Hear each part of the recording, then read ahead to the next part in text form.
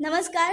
વાત અંકલેશ્વરની સાથે હું નમ્રતા. અંકલેશ્વરના મનીબા હોલમાં બોડી બિલ્ડિંગમાં અલગ અલગ કેટેગરીની સ્પર્ધાનું આયોજન કરવામાં આવ્યું હતું, જેમાં વસાવા સમાજના અંકિત કુમારે મેન્સ ક્લાસિક બોડી બિલ્ડિંગમાં વિજેતા થઈ તેમજ ચેમ્પિયન્સ ઓફ ચેમ્પિયનમાં પણ વિજેતા થઈ સમાજનું તેમજ તેમના ગુરુનું નામ રોશન કર્યું છે.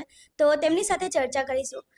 અંકિતભાઈ, તમને પહેલાં તો ખૂબ ખૂબ અભિનંદન. કેવું લાગી રહ્યું છે વિજેતા થઈને?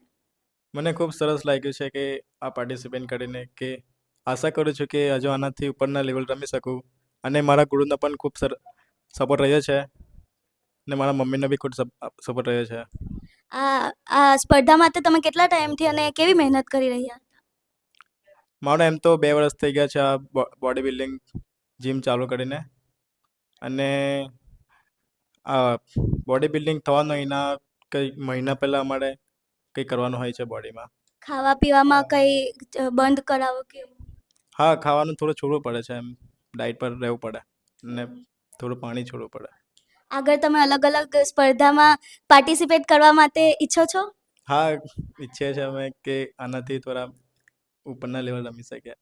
કેવું લાગે છે તમારા મમ્મી પપ્પાનું નામ રોશન કરીને તમને? ખૂબ સરસ લાગે છે. તો તમારી આ સફળતા પાછળ તમે તમારા કોચને કંઈ કહેવા માંગો છો? એમનો શું ફાળો હતો?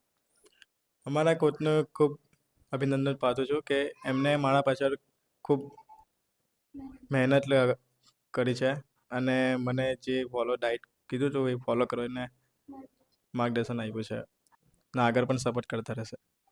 તો આ હતા અંકિતભાઈ વસાવા, જેમને ચેમ્પિયન ઓફ ચેમ્પિયન બની અને મિસ્ટર ભરૂચ બની અંકલેશ્વરનું અને તેમના માતા પિતાનું નામ રોશન કર્યું છે.